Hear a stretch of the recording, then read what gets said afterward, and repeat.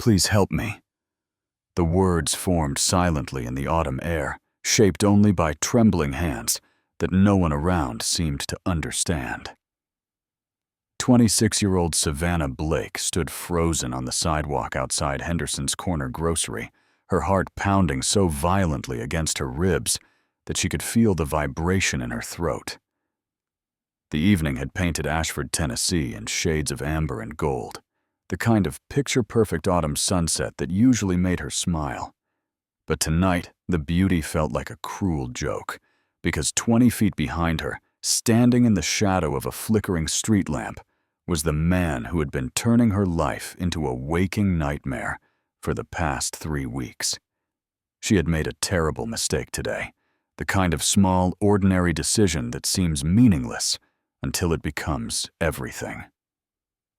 In her rush to grab milk and bread from the corner store after a client dinner, she had left her phone charging on her nightstand. It was supposed to be a quick errand, 10 minutes, maybe 15 at most.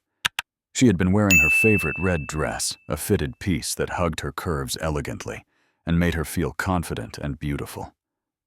The kind of dress you wear when you want the world to notice you in all the right ways. Her long, wavy blonde hair cascaded over her shoulders, catching the last rays of sunlight as she had walked the 4 blocks from her apartment, completely unaware that tonight would change everything. What could possibly happen in 15 minutes? Everything could happen. The moment Savannah stepped out of the grocery store with her small paper bag clutched against her chest, her blood turned to ice. He was there across the street, wearing that same gray hoodie he always wore, the one that had become a symbol of terror in her mind. Derek Vance. She had learned his name from the police report she filed last week, the one that had accomplished absolutely nothing. He was 31 years old, worked as an IT technician at some company downtown. And according to the detective who had taken her statement with barely concealed impatience, there was nothing they could do until he actually did something illegal. Apparently, standing across the street and staring was not illegal. Following someone home from work every day for 2 weeks was not illegal. Leaving unsigned notes on someone's car windshield that said things like, "I see you," and "You are so beautiful when you sleep," was not enough to warrant an arrest. Savannah had tried to explain through her interpreter and through written notes, and through every means of communication available to her, that she was in danger. She could feel it in her bones, that primal instinct that had kept humans alive for thousands of years, the one that screamed at her to run every time she saw that gray hoodie in her peripheral vision. But the police had looked at her with that particular brand of pity. That hearing people reserved for deaf people, the kind that said they thought she was confused, overreacting, perhaps not quite understanding the situation correctly. After all, how could she really know he was following her if she could not hear his footsteps? She knew. God help her. She knew. Tonight, without her phone, without any way to call for help or text for assistance or use any of the apps that connected her to the hearing world, she was completely vulnerable. And as she stood on that sidewalk, watching Derek Vance push himself off the lamppost and begin walking toward her with that slow, deliberate pace that haunted her dreams, she realized with horrifying clarity that he knew it too. He had been watching her. He had seen her leave her apartment without her phone. He had been waiting. Savannah turned and walked faster, her nude heels clicking against the pavement, in a rhythm she could not hear, but could feel through the vibrations traveling up her legs. The red dress that had made her feel so confident this morning now felt like a target too bright, too noticeable, too memorable. Her blonde hair whipped in the cold autumn wind as she increased her pace, and when she risked a glance over her shoulder, her worst fears were confirmed. He was matching her speed exactly. Not running, not even hurrying, just walking with the casual confidence of a predator who knew his prey had nowhere to go. The streets of downtown Ashford were emptying as darkness crept across the sky like a slow-moving bruise. Shops were closing their owners, pulling down metal gates and locking doors, disappearing into the safety of their cars and their homes and their normal lives, where monsters like Derek Vance did not exist. Savannah could see people in the distance, couples walking hand in hand, a group of teenagers laughing at something on one of their phones, an elderly man shuffling toward the bus stop with a newspaper tucked under his arm. Any one of them could help her. Any one of them could be her salvation. If only they could understand her. Savannah's hands were shaking so badly now that she could barely hold onto her grocery bag. Her heart hammered against her ribs with such force that she imagined it was trying to escape her chest, to run ahead and find safety without her. The muscles in her legs burned with the effort of walking as fast as possible without breaking into a full run, because some instinct told her that the moment she ran, he would run too, and she was not confident she could outrun him in these heels, in this dress, with her lungs already burning from barely suppressed panic. 20 feet behind her. 15 feet. The distance was closing and the sun was setting, and somewhere in the gathering darkness a monster was smiling, because he knew that tonight, finally, he had her exactly where he wanted her. Completely alone. Completely silent. Completely trapped. Before we continue, please tell us where in the world are you tuning in from. We love seeing how far our stories travel. The young couple appeared like a mirage in the desert, like hope itself had taken human form and decided to stroll down Main Street at exactly the right moment. They were in their mid-20s, holding hands. Clearly absorbed in each other's company, the kind of couple that made strangers smile with their obvious affection. Savannah rushed toward them with desperate speed, her hands already forming words before she even reached their side. "Please help me." She signed her movements frantic and urgent. "Someone is following me. I am deaf. Please call the police. Please help me." The couple stopped walking, their faces registering surprise at being suddenly approached by a beautiful woman in a red dress who was clearly distressed. But as Savannah's hands continued to move through the air, shaping words they had never learned to read, their expressions shifted from surprise to confusion, to something far worse. Discomfort. The woman's hand tightened around her purse, pulling it closer to her body, as if Savannah might be trying to distract her for a robbery. The man shook his head apologetically, raising his own hands in a gesture of helplessness, and said something that Savannah could only partially read on his lips. "Sorry, do not understand, cannot help." And then they were walking away, hurrying, really clearly uncomfortable with the encounter, and eager to return to their private world of whispered conversations and shared laughter. Savannah watched them go, watched her hope disappear around the corner, and felt something inside her chest crack like ice on a frozen lake. She turned around. Derek Vance had stopped walking. He was standing under a streetlight now, maybe 30 feet away, and he was smiling. That terrible knowing smile that said he had witnessed the entire exchange, that he understood exactly what had happened, that he was enjoying watching her struggle and fail.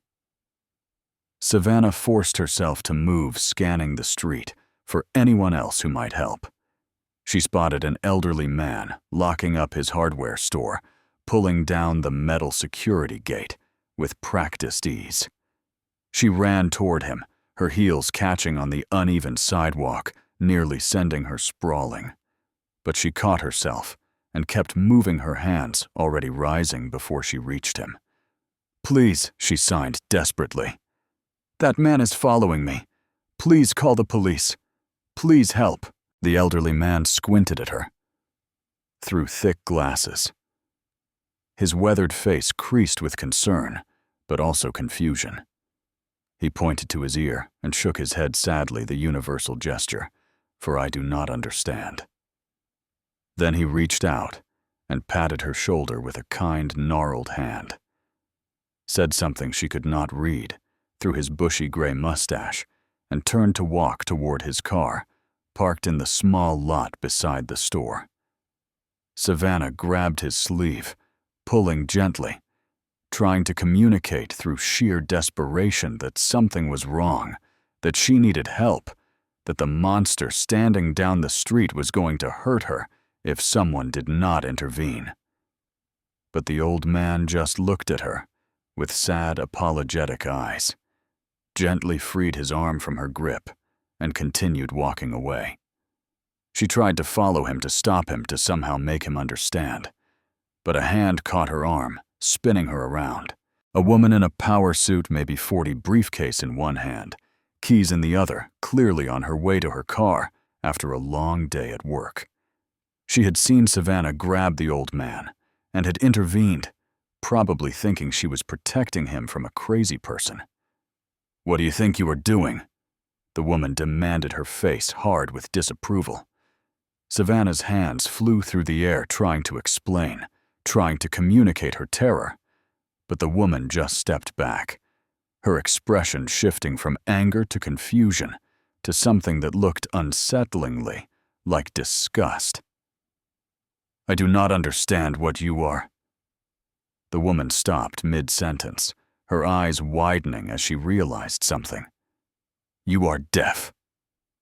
Savannah nodded frantically, pointing down the street toward where Derek Vance was standing, trying to convey through gesture and expression that danger was literally watching them have this conversation. But the woman just shook her head, muttered something that included the word "crazy," and walked quickly toward the parking lot, her heels clicking a retreat that Savannah could feel through the sidewalk but could not hear. Alone again. Tears were streaming down Savannah's face, now hot and bitter, blurring her vision and making the world around her swim like a watercolor painting left out in the rain. She wiped at them angrily, knowing that crying was accomplishing nothing, that she needed to think, needed to find help, needed to get somewhere safe. But the street was emptying. The shops were closing, and Derek Vance was still there, still watching, still waiting with the patience of a hunter who knew his prey was running out of places to hide. She saw a mother with 2 young children walking toward a minivan, and she moved toward them, hope flickering weakly in her chest. But the mother took one look at Savannah's tear-streaked face and frantically moving hands pulled her children closer and hurried into her vehicle without a backward glance. A businessman talking on his cell phone brushed past her without even acknowledging her existence. 2 teenage girls looked up from their phones, giggled nervously at her gestures, and walked faster in the opposite direction. Savannah stood in the middle of the sidewalk, surrounded by people, and felt more alone than she had ever felt in her entire life. She thought about her grandmother, born deaf in 1942, who had fought her entire life against a world that told her she was less than that. Her silence meant she had nothing to say. Grandma Rose had always told her that being deaf was not a disability. It was just a different way of experiencing the world. But right now, in this moment with a predator closing in, and no one able to understand her cries for help, Savannah had never felt more disabled in her life. She looked back at Derek Vance, and something in her chest turned to ice. He was not pretending anymore. He was walking toward her now, not hiding, not lurking, just approaching with that slow, confident stride of a man who knew he had already won.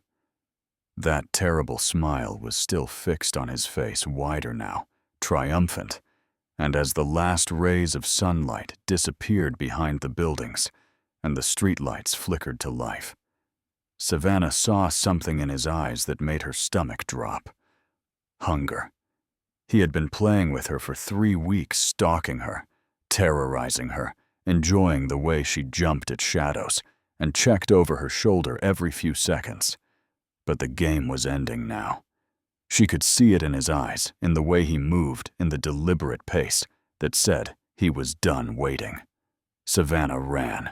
Her feet carried her toward the main street, where lights still glowed and people still moved, some primal instinct driving her toward life and warmth and the possibility of safety.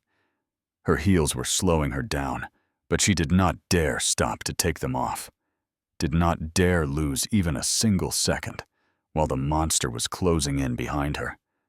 Her blonde hair streamed behind her like a banner, her red dress a bright flash of color against the darkening street, and her heart pounded with such force that she could feel her entire body shaking with each beat. And then she saw it. Brennan's Corner Cafe sat on the intersection of Main and Oak like a beacon of hope, its large windows spilling warm golden light onto the darkening sidewalk. Through the glass, Savannah could see people inside, families sharing meals, couples leaning close over cups of coffee, individuals reading books or working on laptops, all of them safe and warm and completely unaware that a nightmare was unfolding just steps from their cozy haven. Savannah sprinted the last 20 feet and burst through the door with such force that the little bell above it jangled violently, and several heads turned to look at her with expressions of surprise and mild alarm. A waitress behind the counter, a young woman with a friendly face and a name tag that read Stephanie, called out something that Savannah could not hear, but she was already moving, scanning the room for someone, anyone who might understand her. The first table she reached was occupied by an elderly woman with silver hair and kind eyes. A cup of coffee and a magazine spread out before her. Savannah's hands flew through the air, forming desperate words as fast as she could manage while still being comprehensible. Please, I need help. A man is following me. I am deaf. Please help me. Please call the police. The elderly woman's eyes went wide, not with understanding, but with alarm. She held up her hands helplessly, clearly not comprehending a single gesture, and called out to someone across the room. Probably her husband, who came shuffling over with an equally confused and concerned expression. They exchanged worried looks, spoke to each other in words. Savannah could not read through her tears, and then turned back to her with apologetic helplessness written all over their faces. Savannah moved to the next table, where a group of college students sat with textbooks and laptops and half-empty cups of coffee. 4 young faces looked up at her with expressions that ranged from curious to uncomfortable, and as her hands began to move again, one of them pulled out his phone, perhaps trying to find a translation app or type something for her to read. But his friends were already shifting in their seats, looking anywhere but at her, clearly not knowing how to respond to this panicked woman making gestures they could not comprehend. Please, Savannah signed, knowing they could not understand, but unable to stop herself. Please, someone help me, I am in danger. The student with the phone was still fumbling with some app, but his hands were shaking, and the screen kept glitching. And by the time he looked up again, with a sheepish expression, Savannah already knew it was too late. The cafe door opened behind her with a soft chime. She did not have to turn around to know who had just walked in. She could feel it, that cold presence that had been haunting her nightmares for 3 weeks, that prickling sensation on the back of her neck that said, danger was close, too close, closer than it had ever been before. The last safe space was no longer safe. The warm, golden sanctuary had been breached by the monster who had been hunting her through the autumn streets. Derek Vance was inside.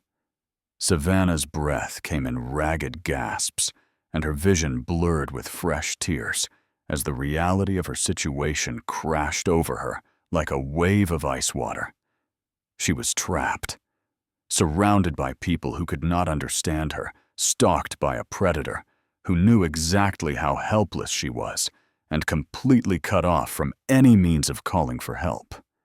The wall between her world and theirs had never felt so high, so impenetrable, so absolutely terrifyingly complete. Through the blur of panic and desperation, she scanned the room one final time, knowing that her options were running out, that any moment now, Derek would make his move, would find some way to get her alone, to finally finish what he had been planning for 3 weeks. And that is when she saw him. A man sitting by the window with a little girl, maybe 4 years old, sharing a plate of chicken nuggets arranged into a smiley face. Unlike everyone else in the cafe who had looked at her with confusion or pity or discomfort, this man was watching her with something entirely different in his eyes. He was not looking at her like she was crazy. He was not looking at her like she was a problem to be avoided. He was looking at her with concern, with focus, with something that looked remarkably like understanding. But more than that, more than his expression, or his posture, or the way he had half risen from his seat, one thing made Savannah's heart leap with desperate hope. He was watching her hands. Not her face, not her tear-streaked cheeks, not the red dress that had suddenly become a liability rather than an asset. He was watching her hands with the focused attention of someone who knew exactly what they were saying. Something about his gaze, something about the way he was leaning forward in his seat, made Savannah move toward him. Desperation. Instinct. The last flickering flame of hope that refused to die, even as the darkness closed in around her. She had no way of knowing that she was walking toward the answer to prayers she did not know how to speak. Savannah reached his table, her hands shaking so violently that she could barely form the signs, her vision swimming with tears, her breath coming in such ragged gasps that her chest ached with the effort of simply staying upright. Behind her, somewhere in the cafe, she could feel Derek Vance watching, waiting, probably wondering what she was doing and why she had stopped at this particular table with this particular man and his adorable little daughter. Her hands moved through the air, forming words that came from somewhere deeper than thought, from a place of pure, desperate need. Please help me. That man, he will not stop following me. He has been stalking me for weeks. I do not have my phone. I cannot call for help. Please. For a moment that stretched into eternity, nothing happened. The man simply looked at her, his brown eyes warm and kind, and completely focused on her trembling hands. Savannah felt her heart sink, felt the last thread of hope begin to fray, felt the darkness closing in from all sides. And then the man raised his hands. His movements were slow and deliberate, each gesture formed with careful precision so she would not miss a single word. His fingers shaped signs with the fluid naturalness of someone who had been speaking this language his entire life. And as the meaning of his words sank into Savannah's terrified mind, she felt something inside her crack open like a door that had been locked for far too long. I understand you. You are safe now. I am going to help you. What is your name? The relief that washed over Savannah was so profound, so overwhelming, that her entire body seemed to give out at once. Her knees buckled. Her grocery bag slipped from her fingers and spilled its contents across the floor. And she would have collapsed completely if the man had not risen quickly from his seat and caught her arm, steadying her with gentle but firm hands. For a moment, she could not sign at all. Her hands just hung in the air between them, trembling like leaves in a storm, suspended in a moment of pure, desperate gratitude that went beyond words in any language. Someone understood her. Someone saw her. After 3 weeks of terror and isolation, after tonight's nightmare of failed attempts and dismissive strangers, someone had finally heard her silent scream. She was not invisible anymore. Savannah. She finally managed to sign, tears spilling down her cheeks, in rivers that she made no effort to stop. "My name is Savannah. I am Garrett." The man signed back, his movements steady and calm, a counterpoint to her chaos.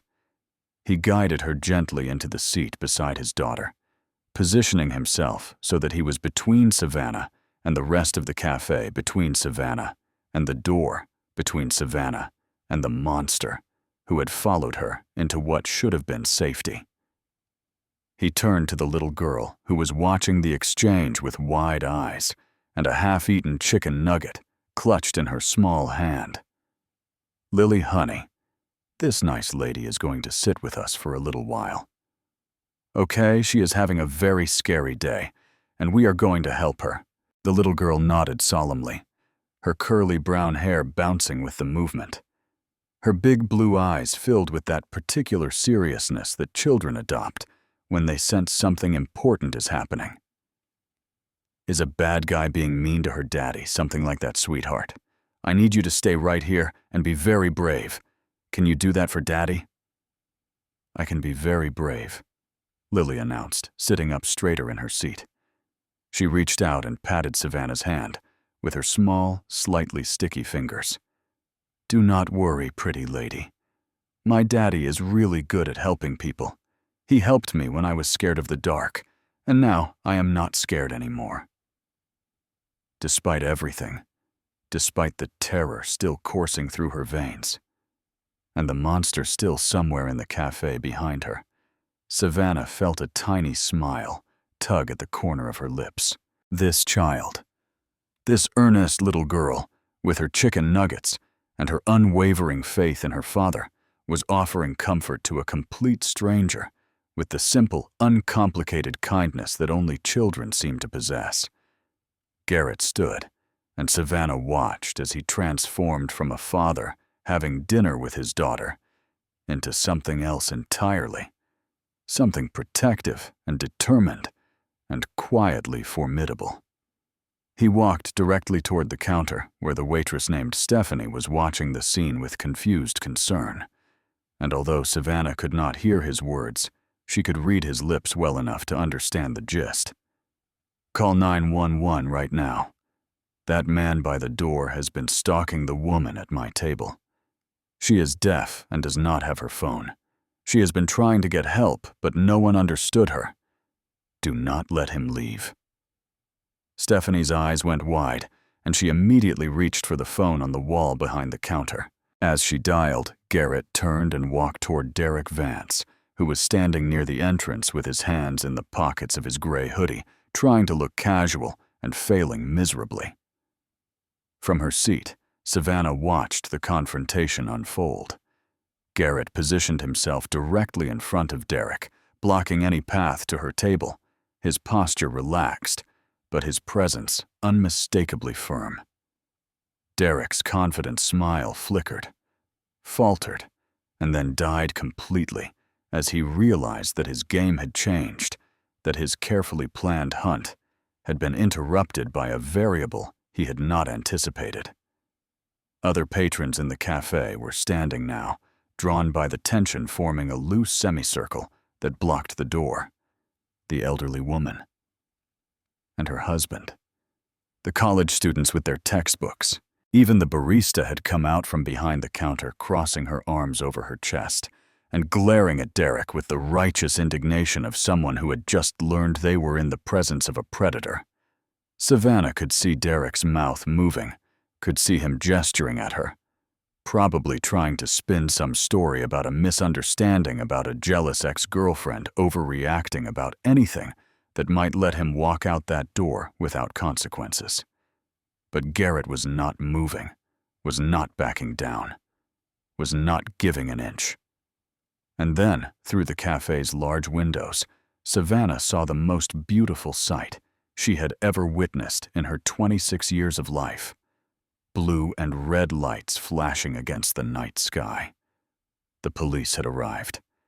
2 officers entered the cafe, their presence commanding immediate attention, and Garrett stepped aside to speak with them gesturing toward Derek and then toward Savannah's table. One of the officers approached Derek, saying something that made his face go pale, and within minutes, he was being turned around, hands pulled behind his back, silver handcuffs clicking around his wrists. As the officers led him toward the door, Derek twisted to look at Savannah one final time. His mask had slipped completely, now revealing the truth beneath, and what she saw in his eyes made her blood run cold. Pure hatred. But then he was gone, pushed through the door and into the waiting patrol car, and Savannah was left sitting in the warm cafe with a kind little girl and the man who had saved her life simply by understanding the language of her hands. Garrett returned to the table and knelt beside her chair, his brown eyes filled with gentle concern. His hands moved through the air, shaping words that felt like a promise. "It is over. You are safe now. He cannot hurt you anymore." Savannah looked at this stranger, this unexpected hero who had seen her when everyone else had looked away, who had heard her when she had no voice, who had stepped between her and danger without hesitation or question. She looked at his kind eyes and his steady hands, and the little girl who was now offering her a chicken nugget with solemn generosity. "Do not cry." "Pretty lady," Lily said, holding out the nugget. "This one is shaped like a dinosaur. It is my favorite, but you can have it because you are sad. And dinosaur nuggets make everything better." Savannah laughed, a sound that bubbled up from somewhere deep inside her, a release of tension and terror and overwhelming gratitude. She accepted the nugget with trembling fingers and signed thank you to the little girl who beamed with pleasure, even though she probably did not understand the gesture. Garrett watched the exchange with a soft smile, and something passed between him and Savannah, something unspoken and profound, an understanding that went beyond the shared language of their hands. She did not know it, could not possibly know it, in this moment of chaos and relief and lingering fear. But her life had just changed forever. The man who had saved her was going to become so much more than a hero. He was going to become her home. The police station was a blur of fluorescent lights and institutional gray walls, and the particular kind of organized chaos that seemed to characterize every government building Savannah had ever visited.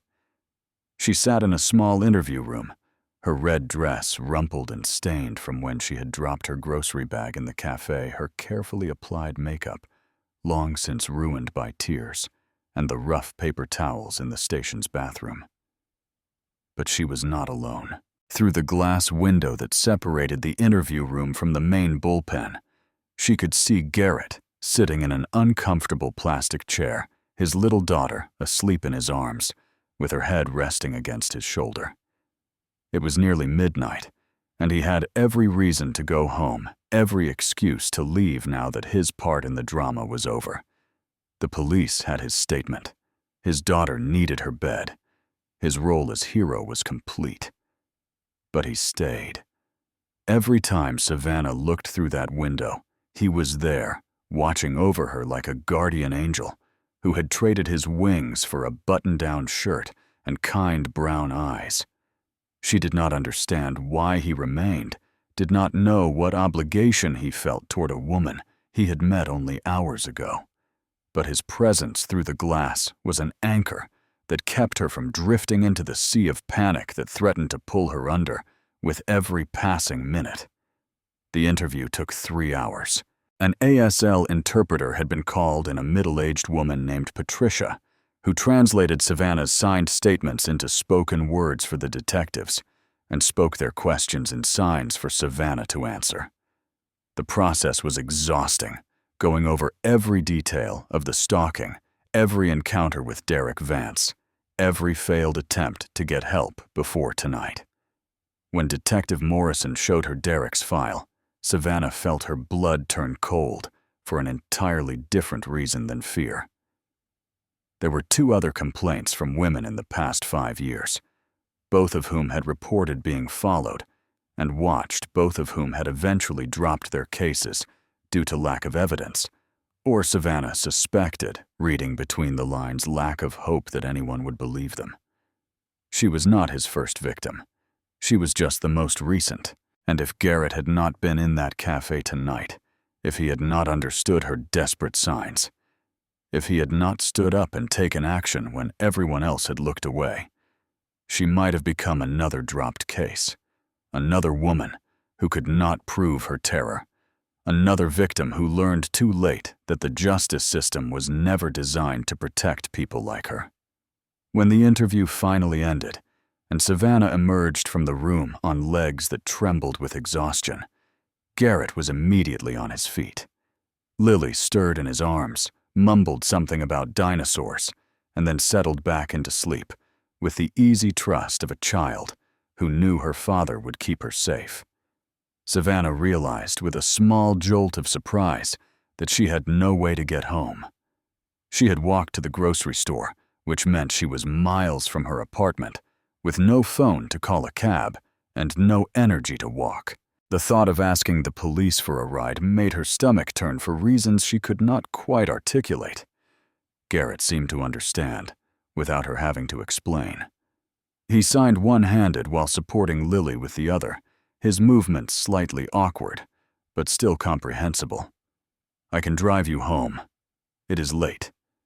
You should not have to figure out transportation after everything you have been through." Savannah hesitated. Trust did not come easily to her, not anymore. Not after 3 weeks of being hunted by a man who had seemed perfectly normal and harmless until he was not.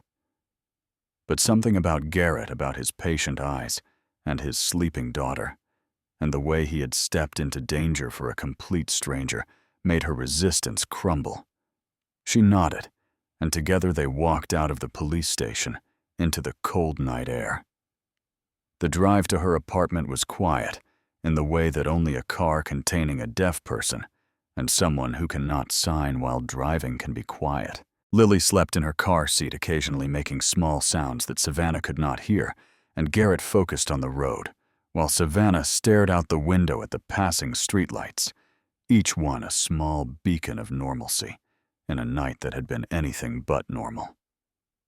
When they pulled up in front of her small apartment building, Savannah turned to look at Garrett, this stranger, who had become her savior in the space of a few terrible hours. She wanted to thank him, wanted to express the depth of her gratitude in a way that went beyond the simple signs she had been using all night, but words, even signed words, seemed inadequate for what he had done. Instead, she reached for the small pad of paper and pen she kept in her purse for communicating with hearing people who did not know sign language, and she wrote, "Why do you know sign language?" Garrett took the pad, read her question, and wrote his response.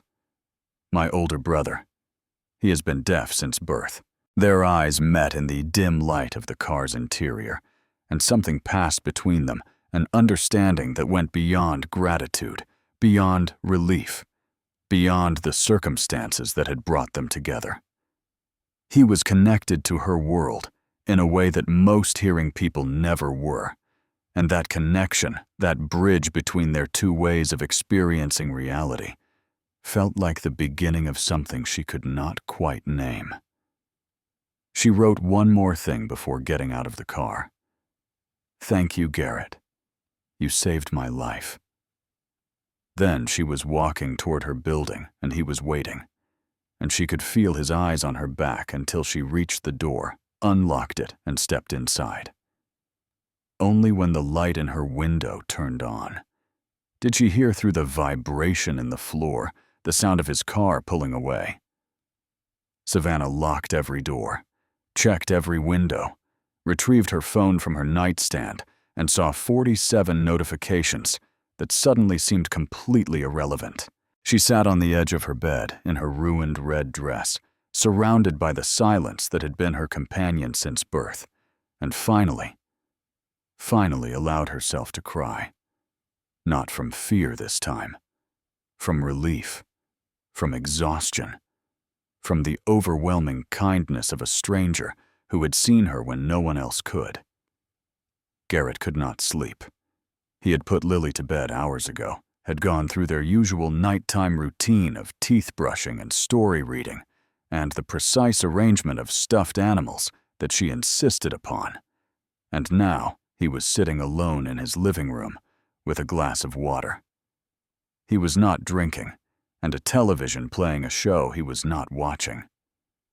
His mind was elsewhere, back in that cafe watching a beautiful woman in a red dress move frantically from table to table, her hands shaping desperate words that no one around her could understand. He kept seeing the terror in her eyes, the way she had almost collapsed with relief, when he signed back, the tears streaming down her cheeks, as she realized, perhaps for the first time all night, that she was not alone.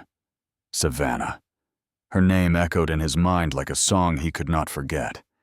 He did not know why her image was haunting him so persistently, did not understand why her eyes so full of fear and gratitude kept appearing every time he closed his own.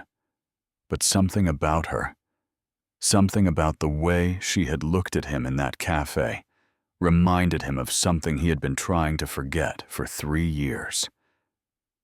Garrett leaned back against the couch cushions and let the memories wash over him, the ones he usually kept locked away in the dark corners of his heart, where they could not hurt him every single day. Rachel, his wife, his love, the mother of his daughter, the woman he had failed to save. They had been happy, truly happy. The kind of happiness that people write songs about and build entire lives around. Rachel with her infectious laugh and her terrible cooking, and her absolute conviction that every problem could be solved with enough love and determination. They had met in college, married at 25, had Lily at 31, and Garrett had thought in that naive way that people think before tragedy teaches them better, that their happiness would last forever. He should have known that forever was a promise no one could keep. After Lily was born, Rachel had been tired. Everyone said it was normal, the exhaustion of new motherhood, the sleepless nights and endless feedings, and the complete reorganization of their lives around this tiny, demanding creature they had created. But Rachel's tiredness seemed different, somehow deeper and more profound, a weariness that sleep could not touch. Garrett should have noticed, should have insisted on more tests, should have pushed the doctors harder when they said everything was fine, and dismissed his concerns with that particular condescension that medical professionals sometimes reserve for worried husbands. But he was tired too, overwhelmed by the demands of a newborn, and a job, and a wife who seemed to be slipping away from him in increments so small he did not notice until it was far too late. The night it happened was unremarkable in every way, just another Tuesday in a series of Tuesdays that had blurred together since Lily's birth. They had gone to bed at 10 o'clock, Lily sleeping in her bassinet beside them, the house quiet and dark and peaceful. Garrett woke at 3 in the morning to the sound of something wrong. Rachel was seizing beside him, her body convulsing violently. Her eyes rolled back in her head, foam forming at the corners of her mouth. He called 911, with hands that shook so badly he could barely press the buttons. Held her through the convulsions. Screamed her name as if he could call her back from wherever she was going. The ambulance arrived in 7 minutes, but by then it was already over. Postpartum complications, the doctors said, later their faces carefully neutral. In that way, medical professionals learn to be when delivering devastating news. A rare but documented phenomenon. Something that had been building in her body for weeks, invisible and deadly, a bomb waiting to explode. There was nothing you could have done, they told him. These things sometimes happen. No one is to blame. But Garrett knew better.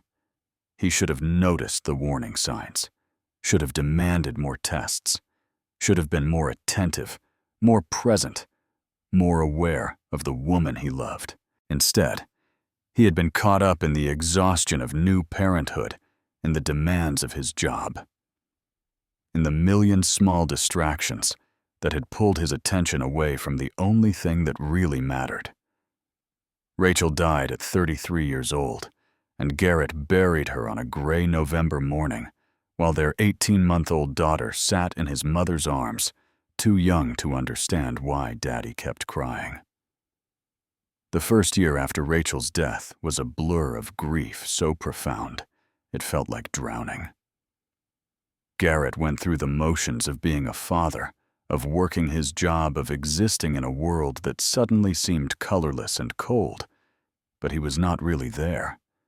He was a ghost, haunting his own life, going through motions that meant nothing, speaking words that tasted like ash. His mother had moved in for 6 months to care for Lily because Garrett could barely care for himself. He forgot to eat, could not sleep, spent hours staring at Rachel's photograph, having conversations with a woman who would never answer. The guilt was a constant companion whispering in his ear every night that he should have noticed, should have saved her, should have been enough. What pulled him back was his brother.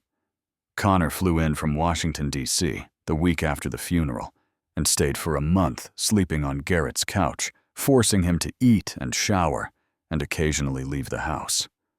Connor, who had been deaf since birth, who had spent his entire life learning to navigate a world that was not designed for him, who understood loss and isolation and the particular loneliness of being different in ways that most people could not comprehend. They sat together for hours, not signing, just being present. And finally, when Garrett was ready to listen, Connor signed the words that would begin his slow journey back to life. Grief does not have a timeline, but Lily needs her father. Rachel would want you to fight.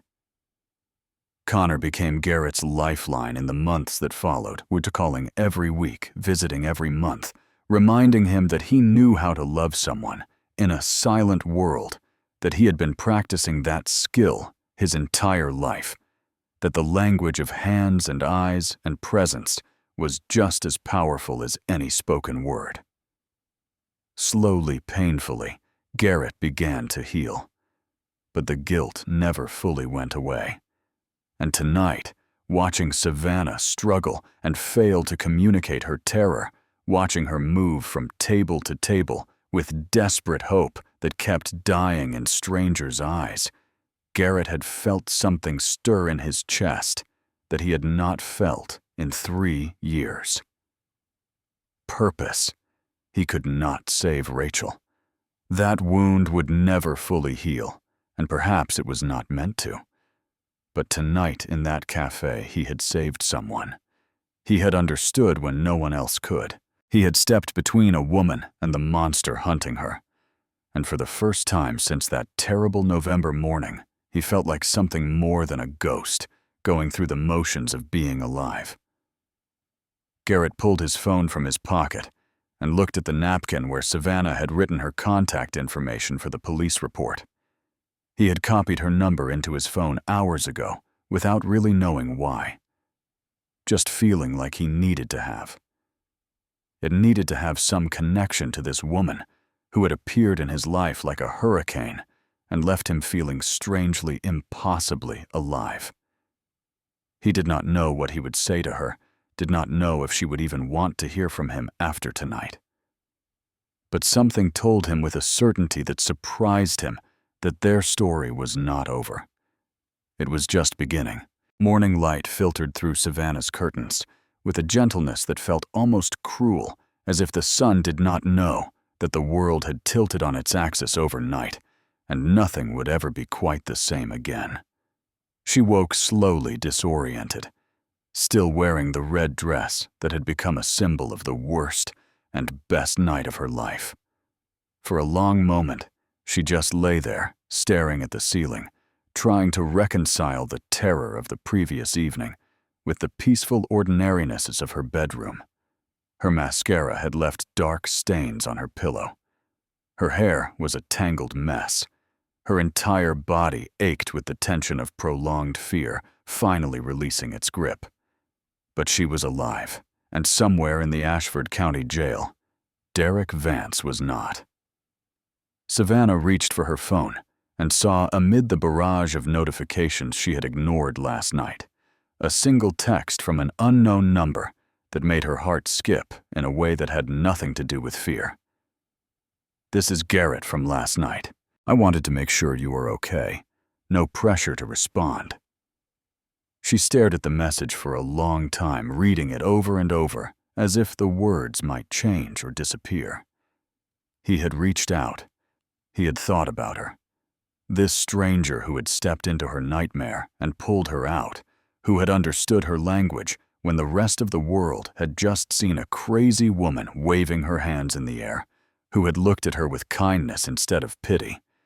Her fingers hovered over the keyboard, unsure how to respond, unsure what she could possibly say that would convey the depth of her gratitude without sounding desperate or strange or too much. She thought about her grandmother, about the stories she had told, of a world that did not understand deaf people, that tried to silence them and hide them and pretend they did not exist. Grandma Rose had fought against that world. Her entire life had demanded to be seen and heard and valued, had refused to accept the limitations that others tried to place on her.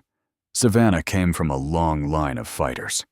Her parents had discovered her deafness when she was 11 months old during a routine hearing test that revealed what they had somehow failed to notice, that their beautiful baby girl could not hear a single sound. Her mother had cried for a week, convinced that Savannah's life was over before it had really begun, that she would never be able to speak or learn or have friends or fall in love or do any of the 1,000 things that hearing people took for granted. It was Grandma Rose who had changed everything. Born in 1942 in an era when deaf children were routinely institutionalized or hidden away like shameful secrets, Rose had fought for her education, her independence, her right to live a full and complete life. She had married a hearing man who learned to sign because he loved her, had raised 3 children who were bilingual in English, and ASL had become an advocate for deaf rights long before it was fashionable or comfortable or even legally protected. When Rose learned that her granddaughter was deaf, she had sat down with Savannah's terrified mother and signed the words that would become the foundation of Savannah's entire life. "That baby is going to do everything any hearing child can do. She is just going to do it differently. And different is not less. Different is just different." Savannah had grown up believing those words had internalized them so deeply that they felt like part of her DNA. She attended the Tennessee School for the Deaf from age 5. Flourishing in an environment where everyone spoke her language, where she was never the odd one out, where her deafness was just one characteristic among many rather than the defining feature of her existence. She graduated top of her class, earned a scholarship to Gallaudet University in Washington, D.C., built a successful freelance graphic design business from the ground up. She had friends who were deaf and friends who were hearing clients who valued her work without pitying her limitations, a life that was full and rich and meaningful. But she was also profoundly, achingly lonely in ways that she rarely admitted even to herself. Dating in the hearing world was a minefield that she had learned to navigate but never quite mastered. Men were fascinated by her, at first intrigued by the novelty of a woman who communicated with her hands, who existed in a world of silence that they could only imagine. But the fascination always faded, replaced by frustration, when conversations took too long, when restaurants had to be chosen for their lighting rather than their ambiance, when phone calls were impossible and video chats required a specific kind of attention that many people were not willing to give. One boyfriend had broken up with her after 6 months with a text message that still stung. When she thought about it, I just cannot do this forever. The communication thing is too hard. Another had introduced her to his parents as my deaf girlfriend, putting her disability before her name, before her personality, before everything else that made her who she was. Eventually, Savannah had stopped trying. She convinced herself that independence was enough, that she did not need a partner to be complete, that Grandma Rose had been right all along about doing everything differently, and that different included being alone. She had her work, her apartment, her carefully constructed life of comfortable solitude. And then, Derek Vance had appeared. He had first noticed her at a coffee shop 3 weeks ago when she was laughing with a deaf friend, their hands moving animatedly through a conversation about nothing important. She had not noticed him at all, had not seen the way he watched her from across the room with an intensity that should have been a warning sign. He had followed her home that day, and every day, since learning her schedule, her routes, her habits, waiting for the perfect moment to strike. The perfect moment had almost been last night. Savannah shuddered, pulling the covers tighter around herself, and forced her mind away from what could have happened and back to what had actually happened instead. She looked at Garrett's text again, at those simple words that contained so much kindness, and finally typed her response. "I'm okay, thank you again. I do not know what would have happened if you were not there." His reply came within minutes, and despite everything, despite the trauma and the exhaustion and the lingering fear that Derek Vance's face still inspired, Savannah found herself smiling. "I am glad I could help. If you ever need anything, even just someone to talk to who understands ASL, I am here. Someone to talk to who understands ASL." It was such a simple offer, and yet it meant more than Garrett could possibly know. Because in Savannah's world, where communication was a constant battle against barriers visible and invisible, having someone who spoke her language was more valuable than gold.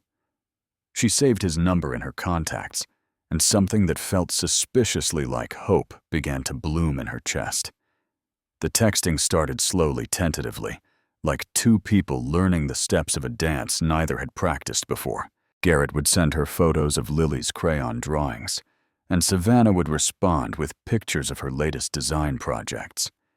They talked about nothing important and everything that mattered, building a bridge between their two worlds, one message at a time. A week passed, then 2. The texts became longer, more personal, more essential to both their daily routines. Garrett found himself checking his phone constantly, waiting for the little notification that meant Savannah had responded. Savannah found herself smiling at her screen more often than she had smiled in months, maybe years. But texting was not enough. "Would you want to video chat sometime?" Garrett wrote one evening after a particularly long exchange about their favorite books. "I feel like I am losing my ASL skills typing everything out." My hands miss the conversation. Savannah stared at the message, her heart doing something complicated in her chest. A video call meant seeing him again. Really seeing him. Not just words on a screen, but hands moving through the air, and eyes meeting across the digital divide. It meant vulnerability in a way that texting did not require. It meant opening a door that she was not sure she was ready to walk through. But she found herself typing yes anyway. Their first video call lasted 3 hours. Garrett appeared on her screen, looking slightly nervous. His brown hair a little disheveled. His background clearly a lived-in living room, with toys scattered across the floor and a child's drawing taped to the wall behind him. His hands moved naturally as he signed fluid, and confident, clearly having had years of practice. "Is this better?" he asked, and the sight of those words formed by real hands instead of typed characters made something warm spread through Savannah's chest. "Much better." She signed back. I was getting tired of autocorrect changing deaf to dead. Garrett laughed, and even through the screen. Even without being able to hear the sound, Savannah could see the genuine joy in his expression. It transformed his entire face, erasing the subtle lines of worry that she had noticed at the cafe, and making him look younger, lighter, more at peace. They talked about everything that night. About his brother Connor, who had taught him to sign before he could properly speak, who had shown him that the deaf world was not a tragedy, but simply a different way of being human. About her grandmother Rose, who had fought for her right to exist in a world that tried to render her invisible. About growing up different, about the isolation that came with being caught between two worlds, about the particular loneliness of being understood by so few. My mother was terrified when she found out I was deaf. Savannah signed her movements carrying the weight of long-held memories. She thought my life was over, that I would never speak or learn, or have friends, or fall in love. "What changed her mind?" Garrett asked. "My grandmother. She was deaf too, born in a time when people like us were hidden away or institutionalized. She told my mother that I would do everything hearing children could do. I would just do it differently." Savannah paused. She was right. About most things. Most things, Savannah hesitated, then decided to be honest. This man had saved her life. He deserved her truth. The love part has been harder than she promised, she admitted. Hearing men always make me feel like a project, something to fix or manage or overcome. They are fascinated at first, but the fascination fades. And then I am just the deaf girl who is too much work. Garrett's expression shifted, something like pain crossing his features. That is their loss. Their complete and total loss. "What about you?" Savannah asked, eager to change the subject. Lily's mother. The pause before Garrett responded told her everything she needed to know about the weight of this question. His hands moved slowly when he finally began to sign each gesture, heavy with grief. The time had softened, but not erased. Rachel died 3 years ago. Postpartum complications that the doctors missed. She had a seizure in the middle of the night, and by the time the ambulance arrived, he could not finish.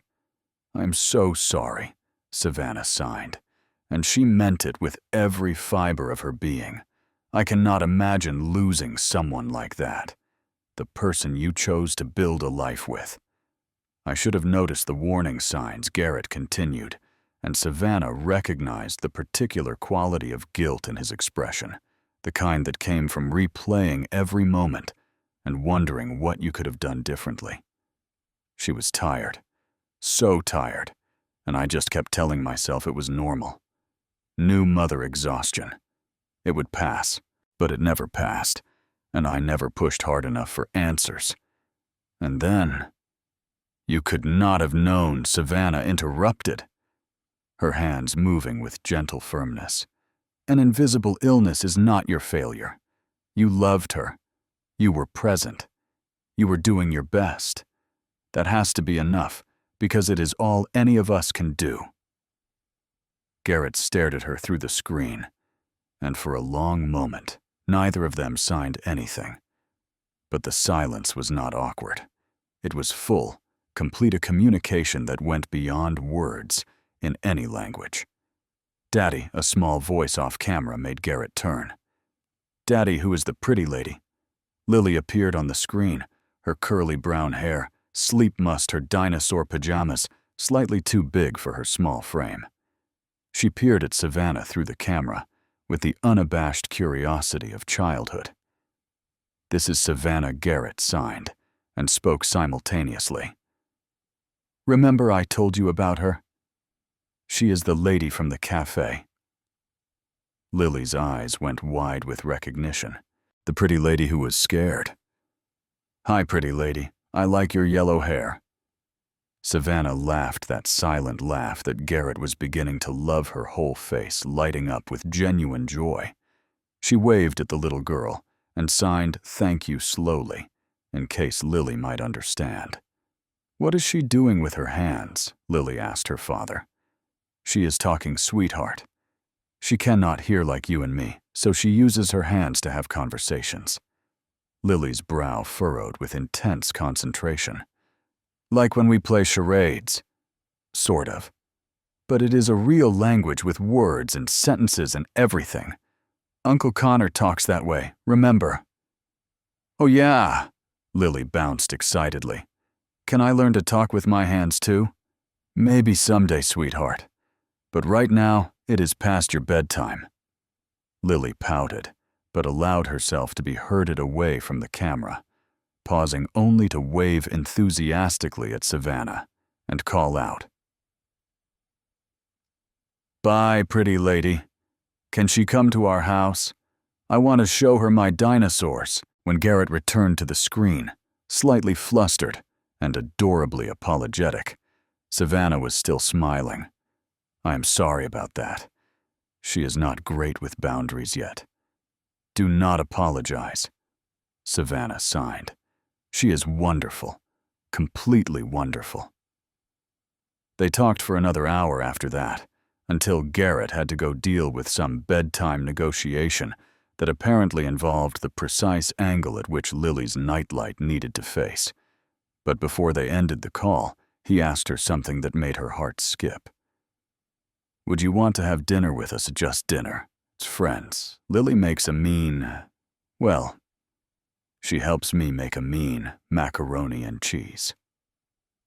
Savannah hesitated. Trust did not come easily after everything she had been through, after years of disappointment and 3 weeks of terror and a lifetime of being let down by people who promised to understand, but never really did. But something about Garrett's patient eyes, about Lily's eager wave, about the warmth that had been building in her chest throughout this conversation made her resistance crumble. "Okay," she signed. "I would like that." The dinner at Garrett's house was everything Savannah had not known she needed. His modest home was warm and lived in, with toys scattered across the floor and children's artwork covering the refrigerator, and the particular comfortable chaos that comes with raising a small child alone. Lily had greeted her at the door with the enthusiasm of a puppy, immediately grabbing her hand and insisting on a full house tour that included every stuffed animal, every crayon drawing, and every hiding spot she had discovered in her 4 years of life.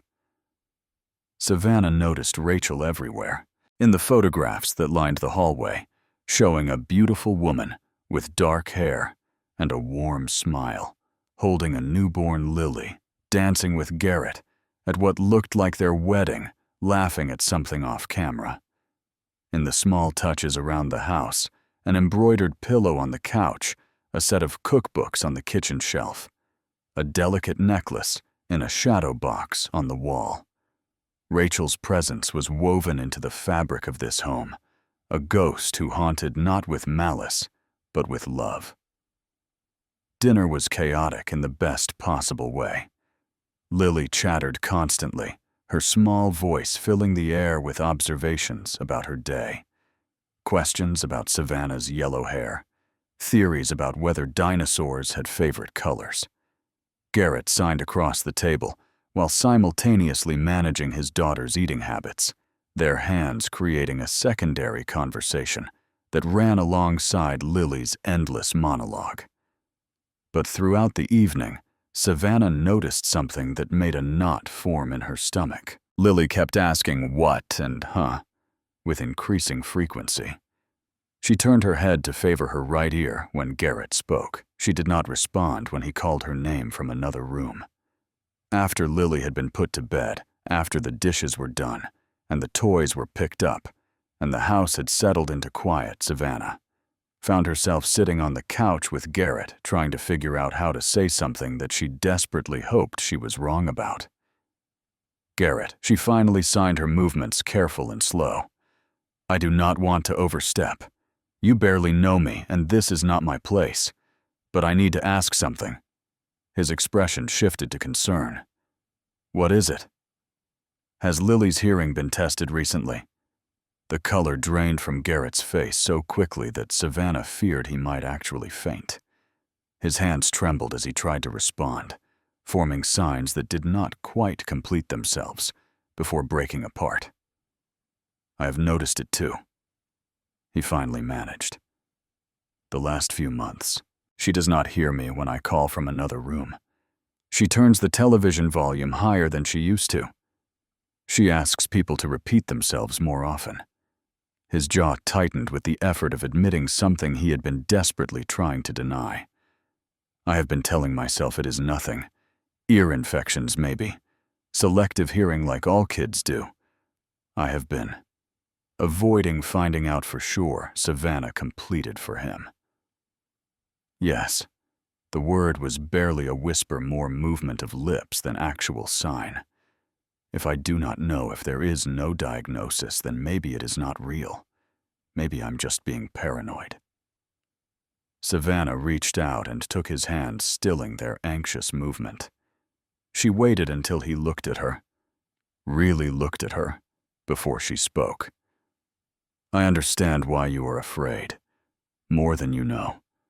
But Lily deserves to have answers, whatever they are. And if something is happening with her hearing, the earlier you know, the better. You can prepare her for what is coming. What if? Garrett's hands freed themselves from hers to continue signing, but the words came hard. What if she ends up like Connor?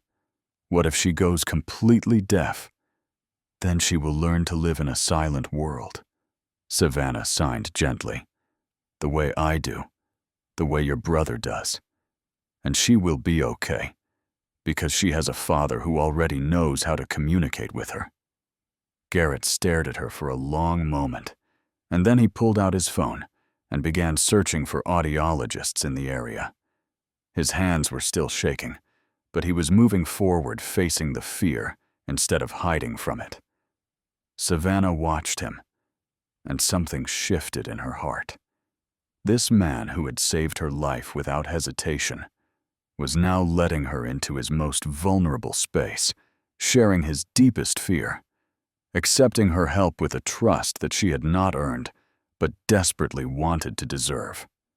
I will come with you, she offered, to the appointment. If you want, you should not have to do this alone. Garrett looked up from his phone, his eyes glistening with tears he was fighting not to shed. I would like that. I would really like that. The audiologist's office was exactly what Savannah had expected, a cheerful waiting room designed to put children at ease with bright colors and children's magazines and a small play area in the corner.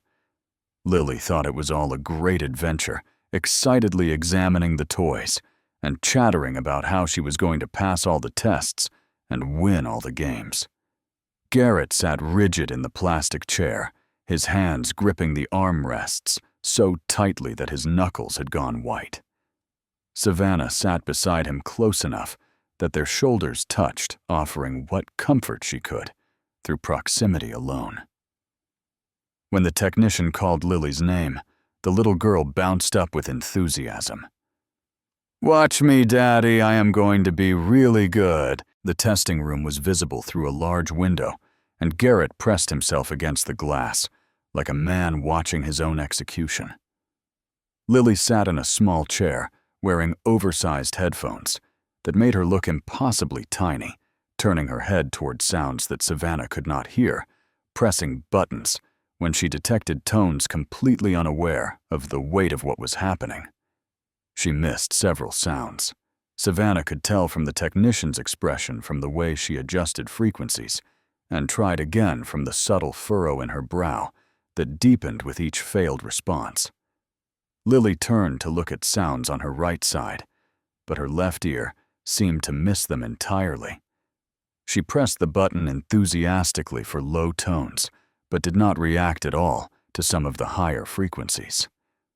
Beside her, Garrett made a sound that Savannah felt through the vibration in her own chest, a broken exhalation that was half sob, half prayer. Dr. R. Mitchell, a kind woman in her 50s, with silver-streaked hair and gentle eyes, delivered the results in her office, with Lily playing in the waiting room under a receptionist's watchful eye. Her words were calm and measured, designed to soften a blow that could not really be softened. Progressive sensorineural hearing loss, genetic in origin. Lily's hearing would continue to deteriorate over the next 2 to 3 years. There was no cure, only management hearing aids for now sign language eventually.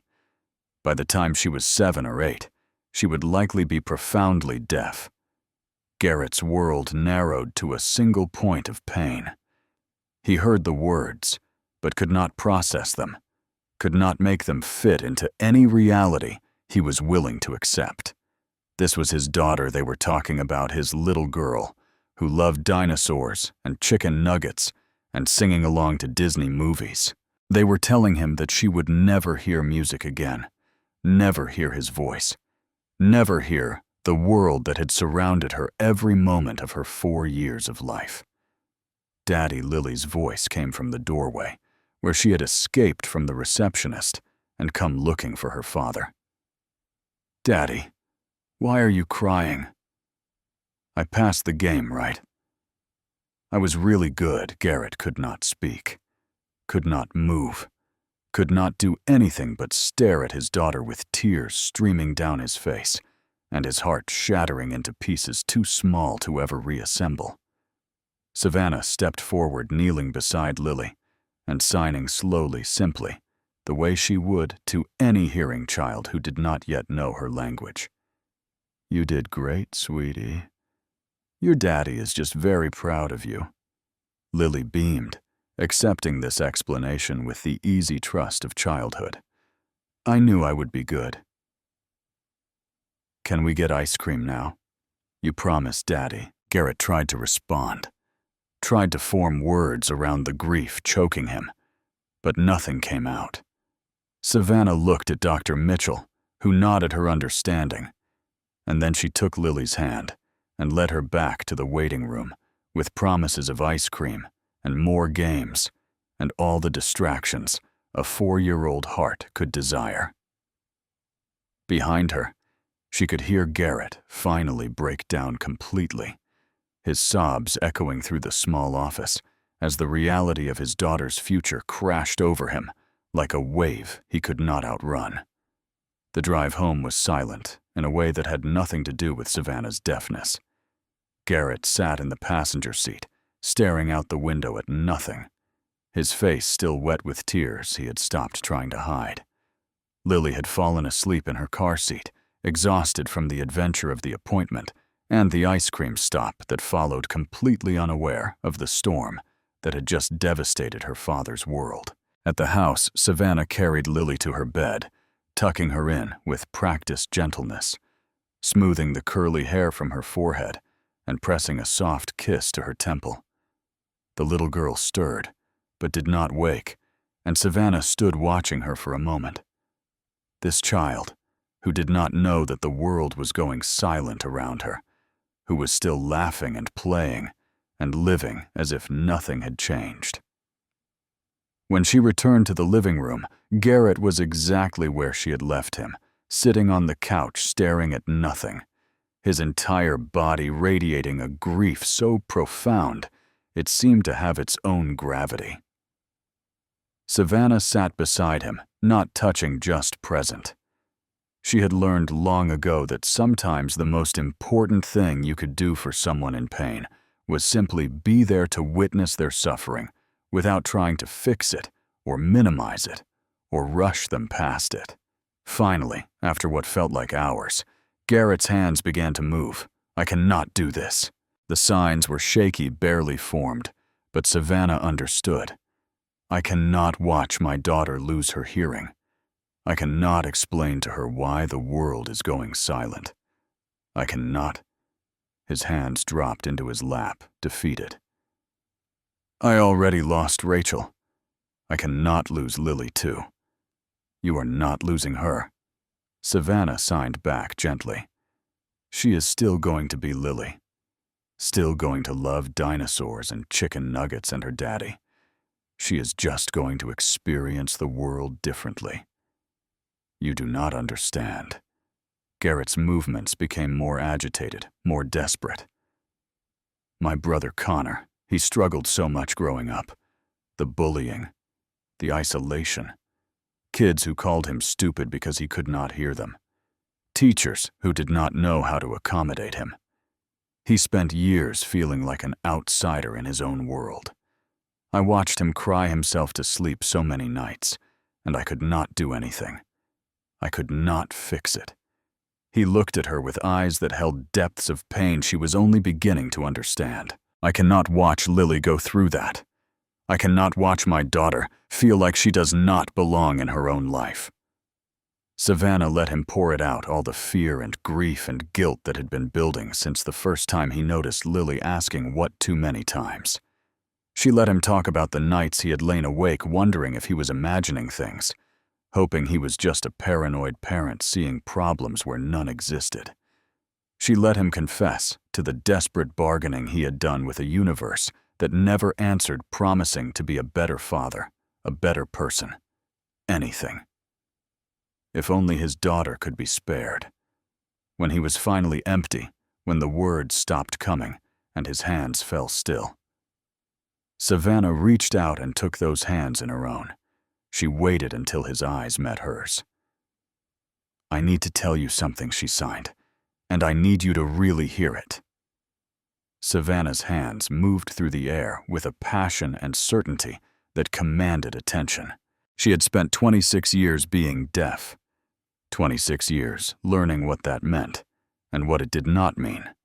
And now she was going to share that knowledge with this broken man who needed it more than he needed air. I was born into silence. I have never heard my mother's voice. I have never heard music the way you hear it, or thunder, or birds singing in the morning.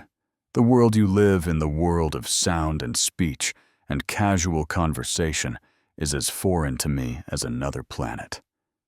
Garrett watched her, his tear-streaked face completely focused on her movements. And you know what? My life is beautiful.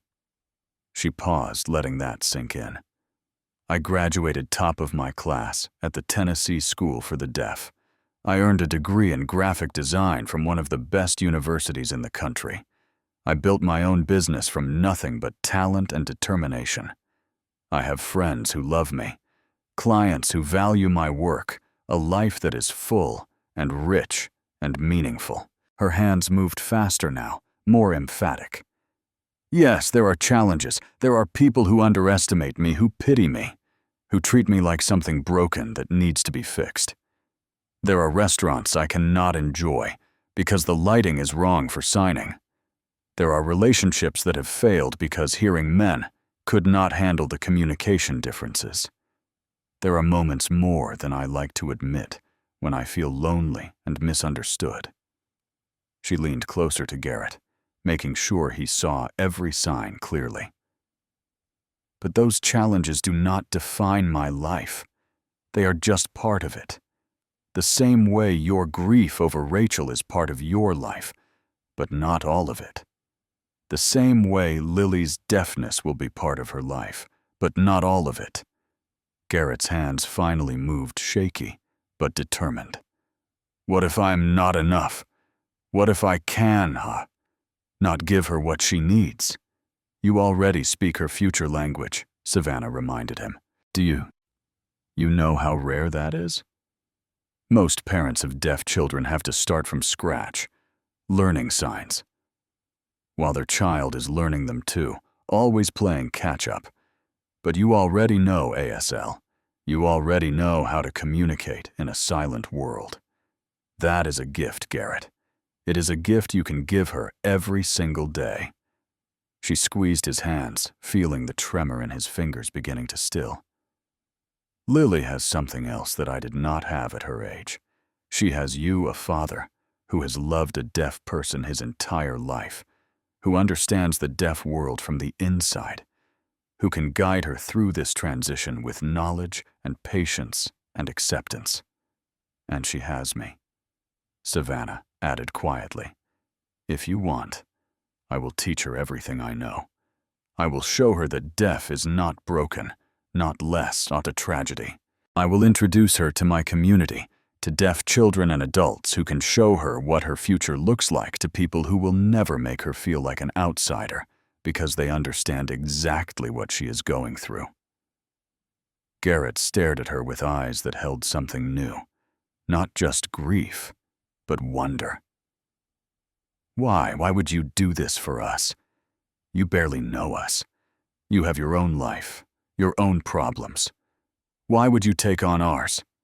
Savannah thought about the cafe, about the terror and the helplessness and the overwhelming relief when she found someone who understood.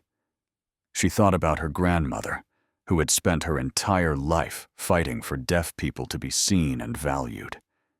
She thought about the loneliness that had been her constant companion, and how much less alone she had felt in the weeks since Garrett had stepped into her life.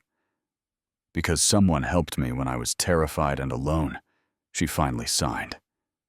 "Now it is my turn, and because—" She hesitated, then decided to be brave. "Because you and Lily make me feel like I belong somewhere. For the first time in a very long time, I do not feel invisible when I am with you." Garrett pulled her into his arms so suddenly that she had no time to react. He held her against his chest, his body shaking with sobs that might have been grief or relief or some complicated mixture of both. Savannah wrapped her arms around him and held on, feeling his heartbeat against her cheek, feeling for the first time in years like she was exactly where she was supposed to be. When they finally pulled apart, something had shifted between them. This was no longer just friendship, no longer just gratitude, no longer just two wounded people offering each other comfort. This was the beginning of something deeper, something neither of them had expected, something that felt like hope. The weeks that followed became a whirlwind of change and growth and unexpected joy. Savannah started coming to Garrett's house several times a week, ostensibly to help Lily prepare for her hearing loss, but really because the three of them had become inseparable in a way that none of them wanted to examine too closely. She made learning sign language feel like discovering a superpower. Games where Lily had to sign the names of her stuffed animals to get them back. Songs translated into movement. The rhythm felt through vibrations rather than heard through ears. Storytelling sessions, where Savannah's entire body became a canvas for narrative, her expressions as eloquent as any spoken word. Lily picked it up with the natural ease of childhood. Within a month, she could sign basic conversations. Within 2 months, she was teaching her father new vocabulary that she had learned from Miss Savannah. Within 3 months, she was signing in her sleep, her small hands moving through dreams that Savannah could only imagine. But it was not just language lessons. Savannah took Lily and Garrett to deaf community events, to picnics in the park, where children and adults signed and laughed and played together, where no one felt different because everyone was the same. Lily made her first deaf friend, a boy named Oliver, who taught her the signs for butterfly and rainbow and best friends forever. "Daddy, look," she would squeal after every event, her hands moving with increasing confidence. "Oliver taught me how to say so many new things. Watch, watch. This is how you sign rainbow." And Garrett would watch his daughter, so full of joy and curiosity and complete absence of fear about her future, and he would feel something loosen in his chest. The terror was still there, hovering at the edges of his thoughts. But it was no longer suffocating him. It was no longer the only thing he could see when he looked at his daughter's future. Because Lily was not just learning to be deaf. She was learning to be part of a community. She was learning that different did not mean less. She was learning that she would never be alone. One evening, Savannah brought over a keyboard and showed Lily how to feel the vibrations of different notes through the wood. "Put your hand here," she signed, pressing Lily's small palm against the smooth surface.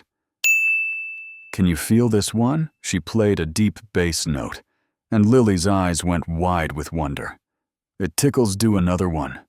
They spent an hour playing with sound as vibration with music, as something you could feel in your bones, rather than just hear with your ears. Garrett watched from the doorway, this woman who had crashed into his life as a terrified stranger, and had somehow become essential to his family's happiness. Later that night, when he tucked Lily into bed, she signed sleepily with hands that were growing more confident every day. "Miss Savannah says music lives in your heart, not your ears." "I like that, Daddy. Is it true I think it is?" Sweetheart Garrett signed back, his heart so full it ached. "I think Miss Savannah is very wise about a lot of things. I love her." Lily announced matter-of-factly, as only a child could announce something so enormous. "Can she be here forever?" Garrett kissed his daughter's forehead and did not answer, because the answer that lived in his heart was too big, too complicated, too terrifying to put into words. But when he went back downstairs and saw Savannah sitting on his couch, flipping through the book of Lily's artwork, with a soft smile on her face, he thought that forever did not sound so scary after all. 3 months after the diagnosis with Lily's hearing, continuing its gradual decline, but her spirit remaining unbroken, Garrett finally worked up the courage to ask Savannah on a real date. Just the two of them. No daughter, no lessons, no pretense of friendship, when what he was feeling was so obviously more. "Would you have dinner with me?" he asked one evening after Lily was in bed. "A real dinner. At a restaurant. Like adults do when they—" He stumbled, his hands faltering. "When they want to be more than friends." Savannah felt her heart skip in a way that she had almost forgotten hearts could skip. She had been waiting for this, hoping for this, terrified of this. Because wanting something this much meant it could hurt when it inevitably disappeared. But Garrett was not going to disappear. She had seen him at his lowest, had watched him break down and rebuild himself, had witnessed his love for his daughter and his kindness toward strangers. This was not a man who walked away when things got hard. Yes, she signed, feeling the smile spread across her face. "I would like that very much." The restaurant she chose was a small Italian place with good lighting essential for signing, and a quiet atmosphere that allowed for intimate conversation. She wore a deep blue dress that brought out her eyes, and when Garrett saw her waiting at the table, he actually stumbled over his own feet. "You are beautiful," he signed. When he finally sat down, his movements slightly clumsy with nerves. "I mean, you are always beautiful, but tonight you are especially—" "I am going to stop talking now." Savannah laughed that silent laugh he had come to love, her whole face lighting up with genuine joy. Without Lily as their buffer, the conversation went deeper than it ever had before. Savannah talked about her failed relationships, about the hearing men who had made her feel like a project to be managed rather than a person to be loved. She talked about the loneliness that had become her constant companion, about convincing herself that independence was enough, when really it was just all she thought she could have. Garrett talked about dating after Rachel, about the 2 awkward attempts he had made that ended with him feeling like he was betraying her memory. He talked about how he had shut himself off from the possibility of love, convinced that he had already used up his share of happiness, and asking for more would be greedy. "What is different now?" Savannah asked, her hands moving with the hesitation of someone asking a question they were not sure they wanted answered. Garrett looked at her across the candlelit table, at this woman who had stumbled into his life as a terrified stranger and had somehow become the center of his world. He signed simply. Everything about you is different. They walked home through the autumn night, their hands moving through conversations that felt lighter, more hopeful, more full of possibility than anything Savannah had experienced in years. When they reached her apartment, Garrett hesitated on the doorstep, clearly working up the courage for something. "I had a wonderful time," Savannah signed. "Me too." Garrett's hands were trembling again, but not from cold. "Savannah, I need to tell you something. I have been trying to find the right moment, and I do not know if this is it. But I do not want to wait anymore." She watched him, her heart pounding. He stopped, started again. "I think I'm falling in love with you." The words hung in the air between them, visible in his hands, unmistakable in their meaning. Savannah felt tears prick at the corners of her eyes. Not tears of sadness, but of something she had almost forgotten how to feel. Joy. Pure, uncomplicated joy. She reached up and took his face in her hands, pulling him down to her level, and kissed him with everything she had been afraid to feel for so long. When they finally pulled apart, both breathing hard, Savannah signed against his chest where he could feel the movement even in the dark. "I think I am falling in love with you too." A month after that first kiss, after weeks of stolen moments and growing intimacy, and the particular joy of building something new from two broken pieces, the tension that had been building beneath the surface finally erupted. It had been a hard day. Lily had come home from preschool crying because a classmate had called her weird for wearing her hearing aids. Savannah had spent 3 hours trying to cheer her up, teaching her new signs and playing games, and doing everything she could to remind this precious child that she was perfect exactly as she was. By the time Lily was finally asleep, Savannah was exhausted in a way that went beyond physical tiredness. She had given everything she had, and she felt empty. Scraped raw, desperate for someone to see her as something more than a resource. Garrett found her in the kitchen staring at nothing, and immediately started talking about Lily's hearing appointment next week, and the new classroom accommodations they needed to request, and the sign language tutor they should probably hire to supplement what Savannah was teaching her. Something inside Savannah snapped. "Am I your girlfriend or Lily's ASL tutor?" She signed, her movements sharp with hurt she had been suppressing for weeks. "Because sometimes I cannot tell the difference." Garrett looked stunned. "What are you talking about?" "Every conversation we have is about Lily's hearing. Every date includes her. Every plan we make centers on her needs." Savannah's hands faltered, and she had to take a breath before continuing. "I love Lily. You know I do.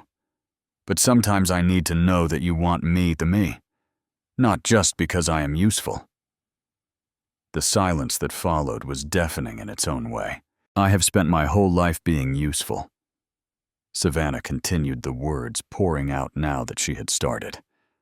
"The deaf friend who can teach your kid, the diversity hire for the company photo, the inspiration story people share on social media.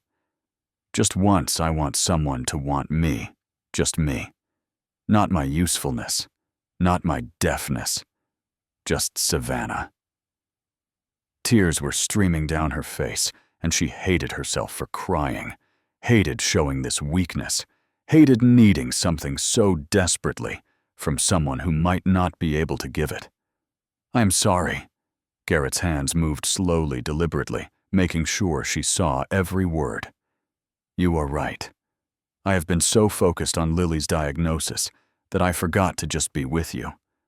I have been treating you like a solution to a problem instead of the woman I love." He moved closer, taking her hands in his and stilling their anxious movement. "You are not a resource to me, Savannah. You are not useful. You are." He struggled for words, for signs that could carry the weight of what he was trying to say. You are the reason I wake up looking forward to something again. You are the reason my daughter is facing her future without fear. You are the reason I finally feel like I am living instead of just surviving." She stared at him through her tears, wanting to believe him, afraid to believe him. "I love you," Garrett signed, and the simplicity of it. The certainty broke through the last of her defenses. Not because you are useful, not because you are Lily's teacher. "I love you, Savannah Blake. All of you. Every brilliant, stubborn, beautiful part of you." She pulled him into her arms and held on tight, letting herself be held in return, letting herself believe that maybe, just maybe, she had finally found someone who saw her whole instead of in pieces. They made up that night with kisses and whispered apologies and promises to do better. But the fight had opened something between them, a deeper level of vulnerability that neither had been willing to access before. The next morning, over coffee that was too strong and toast that was slightly burned, Garrett signed the words that changed everything. "I love you. I did not plan to say it again so soon, but I keep thinking about it. And I want you to know that it was not just something I said because we were fighting. It is true. It has been true for a while." Savannah looked at him across the small kitchen table, at this man who had saved her life, and then kept on saving her every day after. She thought about all the men who had told her they loved her, and then walked away when loving her became inconvenient. She thought about the walls she had built to protect herself from that kind of pain. And then she thought about how those walls had already crumbled, how she was standing in the rubble without any protection, how her heart was completely exposed and terrifyingly vulnerable. "I love you too," she sighed, and the words felt like jumping off a cliff and hoping someone would catch her.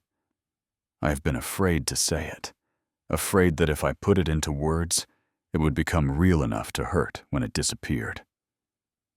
"I am not disappearing," Garrett promised. "You and Lily are my whole world now. There is nowhere else I want to be." "What about Rachel?" The question came out before she could stop it, and she immediately wished she could take it back. But Garrett did not flinch. "Rachel will always be part of my heart. She gave me Lily. She taught me what love could be. I will never stop honoring her memory." He paused, making sure Savannah was watching his hands. "But loving you does not diminish what I had with her. My heart did not have to shrink to make room for you. It grew. It expanded. There is a space for grief and joy, for memory and hope, for what was and what could be."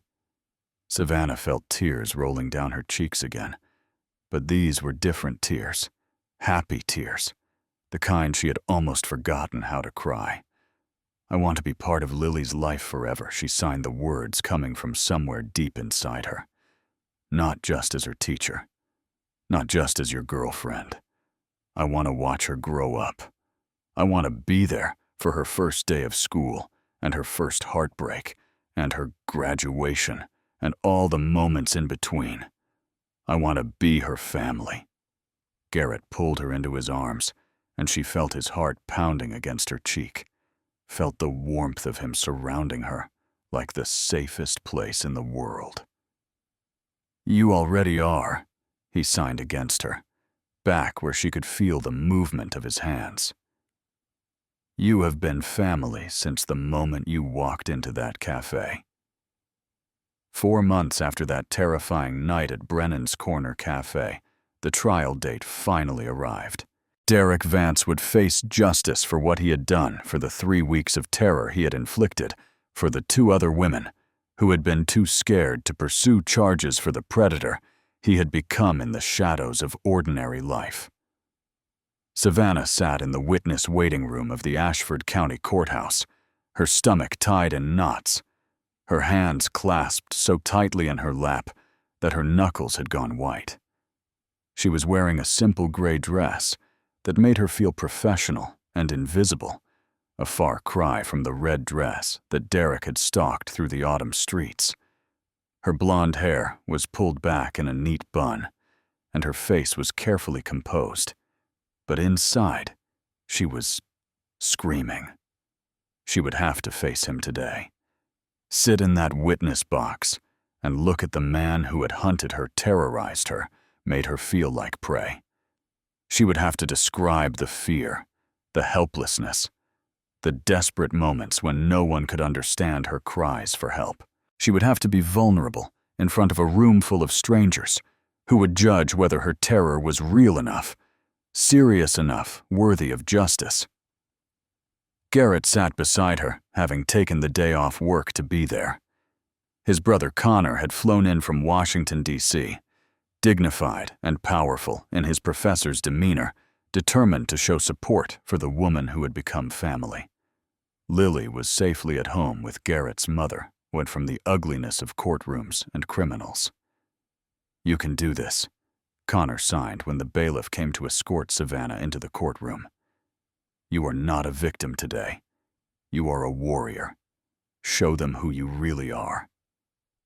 Savannah nodded, drew a deep breath, and walked through the doors to face her monster. The courtroom was smaller than she had expected, more intimate, which somehow made it worse. Derek Vance sat at the defendant's table in an orange jumpsuit. His expensive confidence stripped away, his predator's smile replaced by something sullen and resentful. When she walked in, his eyes locked onto her, and she felt the familiar chill of his attention crawling across her skin. But this time, she did not look away. She took the witness stand with the ASL interpreter beside her, a professional woman named Janet, who had been doing this work for decades. The prosecutor, a sharp woman named Victoria Chen, approached with a kind expression and began the careful process of walking Savannah through her testimony. She described the first time she had noticed Derek following her, the notes on her car, the shadows outside her window, the growing certainty that she was being hunted by someone who knew exactly how vulnerable she was. She described that terrible night, the grocery store, and the empty streets, and the desperate failed attempts to communicate her terror. She described bursting into the cafe, moving from table to table, watching hope die in strangers' eyes over and over. And she described Garrett, the man who had understood her, who had stepped between her and danger, who had saved her life simply by seeing her when no one else would. The defense attorney, a slick man named Henderson, who seemed to relish his role as protector of predators, approached for cross-examination with a condescending smile. "Miss Blake, you claim my client was stalking you, but you never actually heard him say anything threatening. Did you?" Savannah felt the familiar frustration building in her chest, the assumption that her deafness made her testimony less reliable. "I did not need to hear him," she signed, and Janet translated with the same fierce clarity. "I saw him. I saw him every day for 3 weeks. I saw him follow me home. I saw him watch my apartment. I saw the notes he left on my car. I saw his face in this cafe that night, and I saw the hatred in his eyes when he was arrested. But surely a hearing witness would have been able to confirm. Deaf people see everything." Savannah interrupted, her hands moving with passionate emphasis. "We have to. Our survival depends on it. I may not have heard his footsteps, but I felt the vibrations of the floor when he got close. I may not have heard his breathing, but I saw the fog he left on my window when he stood outside. I may not have heard his voice, but I read his intentions on his face as clearly as you read words on a page." The jury was watching her with rapt attention. This was not the confused, helpless woman they might have expected. This was someone fierce and articulate, and absolutely certain of what she had experienced.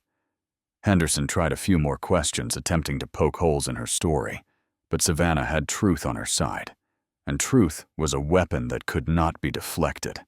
When she finally stepped down from the stand, she walked past Derek Vance without flinching. His eyes burned into her, but she held her head high and kept walking, kept moving forward, kept refusing to be his victim for 1 second longer. The verdict came after only 2 hours of deliberation, guilty on all counts. Derek Vance was sentenced to 6 years in state prison with an additional 10-year restraining order upon release. The judge, a stern woman in her 60s, delivered the sentence with particular emphasis on the calculated nature of his crimes, targeting a deaf woman, specifically because he believed she would be unable to seek help. "You exploited vulnerability with predatory intent," she told him, her voice carrying across the silent courtroom. "The law exists specifically to protect people from those who would prey upon them, and this court will not hesitate to enforce that protection." As the bailiffs led Derek away in handcuffs, he twisted to look at Savannah one final time. The hatred was still there, burning in his eyes, but it was impotent now, caged by the consequences of his own actions. He had chosen to be a predator, and now he would pay the price. Savannah watched him disappear through the door and felt something release in her chest, a tension she had been carrying since that first day at the coffee shop, when she had not known she was being watched. The chapter of terror was finally completely closed. Outside the courthouse, a small crowd of reporters had gathered, drawn by the unusual circumstances of the case and the advocacy angle that made for compelling headlines. Camera flashes went off as Savannah emerged with Garrett and Connor flanking her.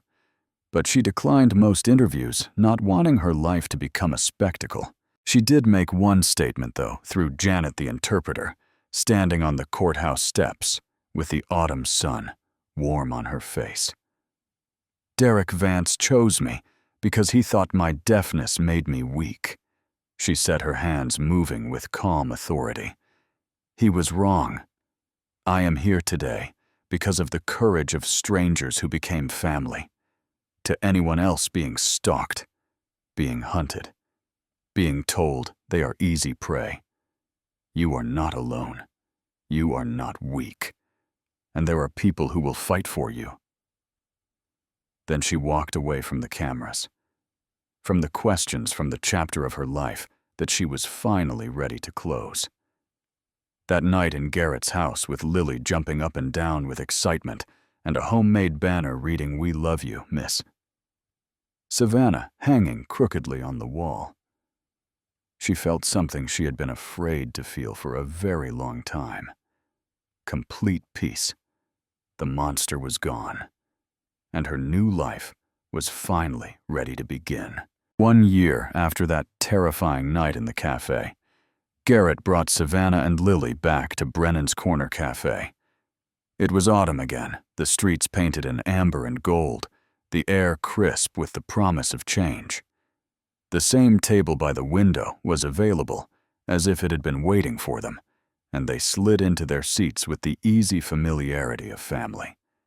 Lily, now 5 years old, with sparkly hearing aids she had decorated herself and called her magic ears, ordered chicken nuggets, arranged in a smiley face, just like that first night.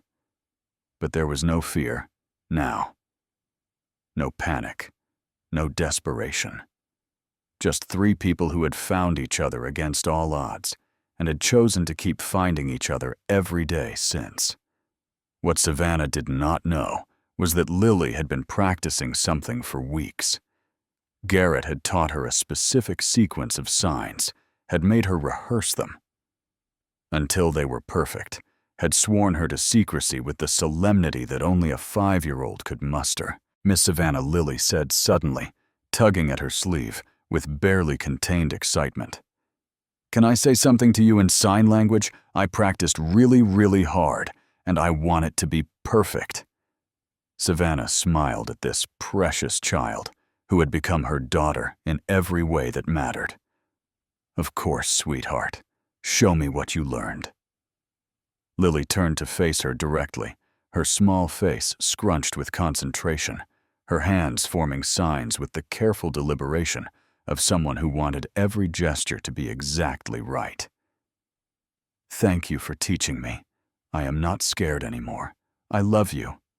Savannah felt tears spring to her eyes. Every word was perfect, every sign clear and confident. But Lily was not done. Also, she continued, her face splitting into a grin that she clearly could not contain. "Any longer, Daddy has a question." Savannah turned to find Garrett no longer sitting in his seat. He was kneeling beside her chair, a small velvet box in his trembling hands. His eyes bright with tears, he was not trying to hide. 1 year ago, he signed his movements slow and deliberate so she would not miss a single word. You burst through those doors, terrified and alone. I thought I was saving you, but the truth is you saved us. The cafe around them had gone quiet. Stephanie, who still worked here, and who had been secretly informed of tonight's plan, was pressing both hands to her mouth, tears streaming down her cheeks. "You gave Lily a bridge to her new world," Garrett continued. "You gave me hope when I had forgotten what hope felt like. You showed both of us that family is not about blood or even words. It is about understanding. It is about showing up. It is about love." He opened the box, revealing a simple diamond ring that caught the cafe's warm light and scattered it in tiny rainbows. "Savannah Blake. Will you marry us? Will you be my wife and Lily's mother? Will you let us spend the rest of our lives showing you how much you are loved?" Lily was bouncing in her seat, barely able to contain herself. "Say yes. Say yes. Say yes," she signed frantically, having clearly reached the limits of her patience with the adult pace of romantic moments. Savannah looked at this man, this father, this hero who had seen her when she was invisible and had never stopped seeing her since. She looked at this child who had become her daughter, who was signing with confident hands that Savannah had helped shape, who was facing her future without fear, because she knew she would never face it alone. She looked at the cafe around them, at the strangers who were watching with misty eyes at Stephanie behind the counter, and the elderly couple at the next table, and all the witnesses to this moment that had grown from terror into something beautiful. Yes, she signed and then signed it again, because once did not feel like enough. Yes to all of it. Yes, forever. Garrett slipped the ring onto her finger with hands that shook with joy. They kissed while Lily squeezed between them, demanding to be included in the celebration. The entire cafe erupted in applause, and somewhere in the kitchen someone was probably burning something, because the cook had abandoned his post to watch. 3 people who had found each other in the darkness. 3 people who had chosen to walk into the light together. A family finally complete. The wedding was held 6 months later in the garden of the Tennessee School for the Deaf, where Savannah had spent her formative years, learning that her silence was not a limitation, but simply a different way of being in the world. The spring flowers were in full bloom, the air sweet with their perfume, and every chair was filled with people who spoke both languages. Savannah's parents sat in the front row, their hands moving in constant commentary throughout the ceremony, clearly determined to miss nothing. Connor served as best man, his signs eloquent with decades of practice, his presence a reminder of the bridge that had always existed between Garrett's world and Savannah's. Lily was the flower girl, of course. She walked down the aisle in a white dress with sparkly shoes that matched her sparkly hearing aids, carrying a basket of rose petals that she scattered with enthusiasm and absolutely no regard for the careful pattern the wedding planner had demonstrated. She signed, "I love you" to every guest she passed, and by the time she reached the front half, the audience was already crying. The ceremony was conducted entirely in ASL, with a spoken interpreter for the hearing guests, who had not yet learned the language of hands. When the officiant asked if anyone objected, Lily raised her hand, with the dramatic timing of a natural performer. "I object," she signed, causing a ripple of confusion through the crowd. To what sweetheart, the officiant asked, clearly not having anticipated this development. "I object to how long this is taking," Lily signed emphatically. "Can they kiss already?" "We have been practicing for months." The garden exploded with laughter, and Garrett pulled his daughter into a hug while mouthing sorry to the officiant who was trying not to laugh herself. "I think we can speed things up," she said, composing herself. "Do you, Garrett Hayes, take Savannah Blake to be your lawfully wedded wife?" "I do," Garrett signed and spoke at the same time. "And do you, Savannah Blake, take Garrett Hayes to be your lawfully wedded husband?" To Savannah signed her hand, steady and certain. "Then by the power vested in me, I pronounce you husband and wife. You may kiss your bride." Garrett pulled Savannah into his arms and kissed her like they were the only two people in the world. Lily immediately squeezed between them, demanding to be lifted up and included. And the three of them stood there, a tangle of arms and joy and family, while applause rose around them like a blessing. Later, during the reception, Garrett gave a toast that made even the most stoic guests reach for tissues. 1 year ago, a woman walked into a cafe signing desperately to strangers who could not understand. I was the lucky one who could. I thought I was saving her, but the truth is much more beautiful than that. She saved me from a grief I could not escape. She saved Lily from facing her future alone. She saved our little family from the darkness that had been closing in from all sides." He raised his glass, his other hand forming the sign for love. "To Savannah, my wife, my partner, my home.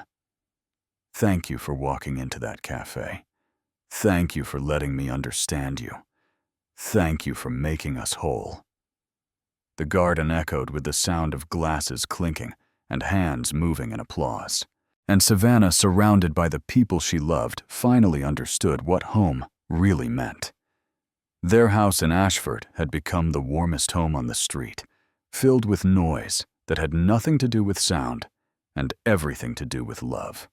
Lily, now 8 years old and completely deaf, was thriving in ways that would have seemed impossible on that terrible day in the audiologist's office. She was top of her class at the school for the deaf, surrounded by friends who spoke her language, confident and fierce and utterly unafraid of the silent world she inhabited. And she had a little brother, 2-year-old baby Jacob, who had inherited his father's hearing, but was being raised bilingual from birth, already knew the signs for Mama and Dada, and Cookie, and more. In this house, everyone spoke with their hands as easily as with their voices, and the lines between the hearing and deaf worlds had blurred into something beautiful and new. On a quiet evening, Savannah tucked Lily into bed, while Jacob slept in the nursery down the hall. Lily was tired from a full day of school and play, but she fought sleep with the determination that characterized everything she did. "Mom," she signed sleepily, her hands heavy with exhaustion. "Do you remember when you were scared of the bad man?" Savannah's heart clenched.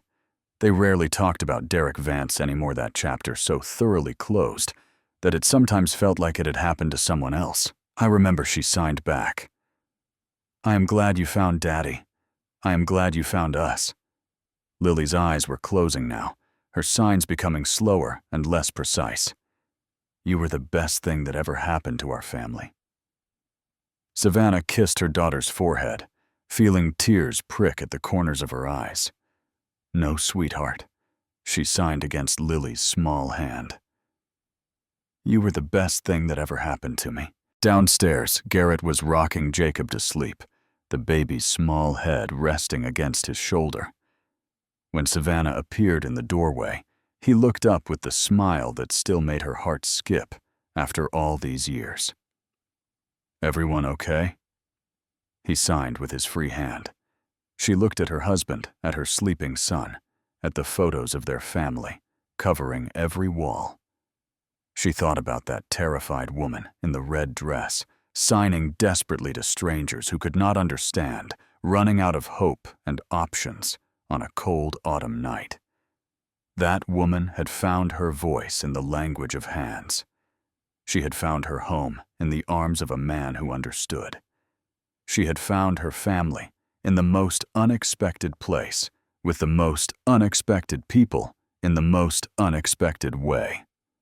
"Everyone is perfect," she signed back. And it was true. If this story touched your heart, if it reminded you that the darkest moments can lead to the most beautiful connections, please take a moment to hit that like button and subscribe to our channel. Share this video with someone who needs to be reminded that they are never truly alone, that understanding can come from the most unexpected places, and that sometimes the people we are meant to find are the ones we meet when we are at our most vulnerable. Your support means the world to us and helps us continue bringing these stories to you. Thank you for being here, and we will see you in the next story.